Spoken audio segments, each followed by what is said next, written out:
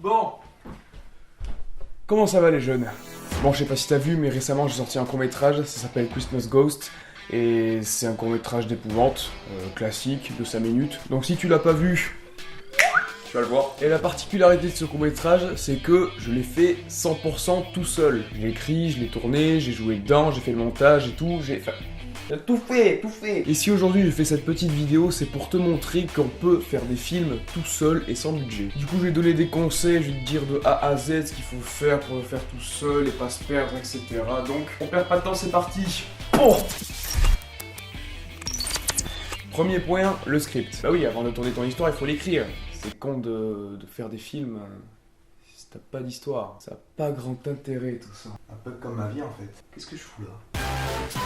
Donc perso, pour écrire mon scénario, j'ai été sur le site Celtx, c'est un site et une application sur smartphone qui vous permet tout simplement d'écrire des scripts, des scénarios, des pièces de théâtre, tout ce que vous voulez, c'est fait pour ça. En plus, ce site vous permet d'écrire un scénario comme les pros le font, c'est-à-dire la mise en page entre guillemets officielle des scripts qu'on fait à Hollywood. D'ailleurs, pour écrire des scripts, il y a des règles très strictes. Des scripts, il y a une règle très...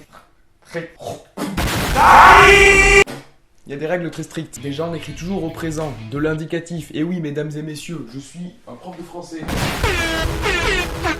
Ensuite, on écrit uniquement ce que voit et entend la caméra. Sinon, concrètement, ton script, qu'est-ce qu'il doit avoir? Admettons que tu fasses un petit court-métrage entre 5 et 10 minutes. Faut commencer dès le début par présenter l'enjeu que va subir ton ou tes personnages. Et pendant tout le court-métrage, tu vas faire monter l'intrigue pour qu'il y ait un climax. Et après, paf, ça pète et c'est fini. Donc si t'as vu mon court-métrage, t'as pu voir que dès le début, on voit ce qui est dangereux, même si le personnage, lui, ne le voit pas. Attention, spoiler. Et tout au long du court-métrage, le stress augmente jusqu'au moment où...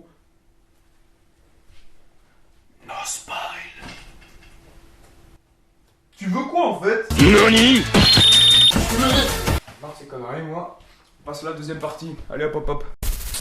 Ensuite, il faut passer par une étape que je pense qu'on sous-estime un petit peu, c'est le storyboard. Le storyboard, c'est comme une bande dessinée, sauf que ça va représenter ce que va voir ta caméra. Le storyboard, c'est fait pour le tournage, c'est pour voir quel plan il faut utiliser. Comme ça, si tu as des plans intéressants en tête, bah, tu vas pas les oublier puisque tu les as notés dans ton storyboard. En fait, le storyboard, c'est comme le script, mais en image, tout simplement. Troisième partie. Troisième et dernière étape, avant le tournage, il faut que tu organises ton matériel. Et pour ça, fais une fiche technique. La fiche technique, elle sert à noter tout le matériel que tu auras besoin pour chaque plan, chaque scène, chaque séquence, etc.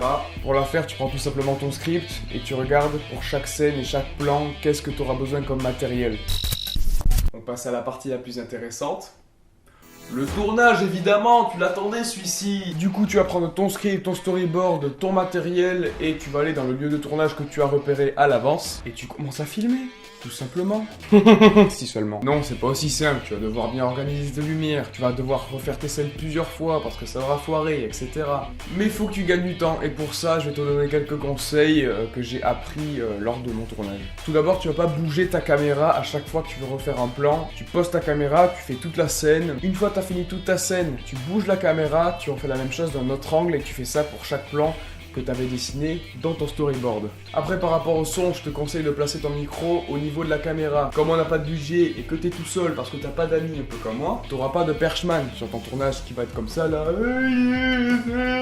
Ouais, moi mon perchman il fait comme ça. Du coup, le mieux c'est de placer ton micro au niveau de ta caméra, comme ça ben, c'est naturel, comme ça le spectateur n'aura pas une impression bizarre. Parce que si tu prends ton micro que tu le mets là, je parle ici, je fais faire le test directement. Ici ça vous paraît à peu près naturel puisque je parle face à la caméra, du coup c'est comme si vous étiez là, vous entendez de face. Si je mets le micro ici, vous entendez tout sur le côté et ça vous saoule parce que la caméra est en face et c'est pas du tout naturel. Quand vous parlez à quelqu'un en face, vous entendez pas le son que d'une seule oreille. Autre tips, essaie de gérer ta lumière au maximum. Si t'es en intérieur c'est pas compliqué, t'essaies de fermer toutes les entrées naturelles de lumière et tu les remplaces par des LED ou des spots pour en faire une belle image. D'ailleurs, petite astuce, quand tu filmes un plan, mets des lumières en fond, ça rend l'image très jolie. Par exemple, sur cet extrait de mon court-métrage, t'as des lumières en fond, ça rajoute un côté vivant au background. C'est le mot anglais me vient, le mot français lui vient pas. C'est l'arrière-plan. Putain, je suis con. Prends le temps de faire tes plans. On n'est pas stressé, on a le temps. Mais pas trop. Ensuite, utilise un moniteur. Un moniteur, qu'est-ce que c'est? C'est tout simplement un rendu de ton écran. Voilà. Enfin, moi, j'ai pas de moniteur, mais j'utilise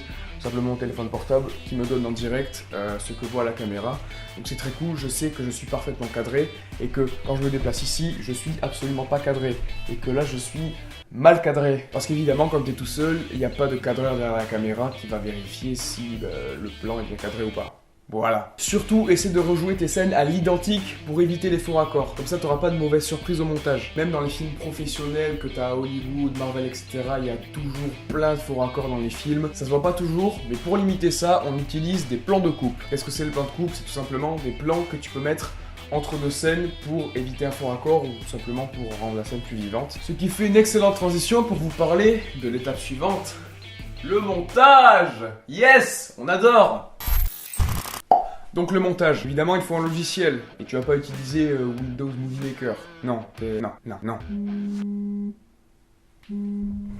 Ah, allô? Ouais, qu'est-ce qu'il y a? Hein? Je fais une vidéo là. Voilà, là t'es en train de passer sur YouTube mon pote.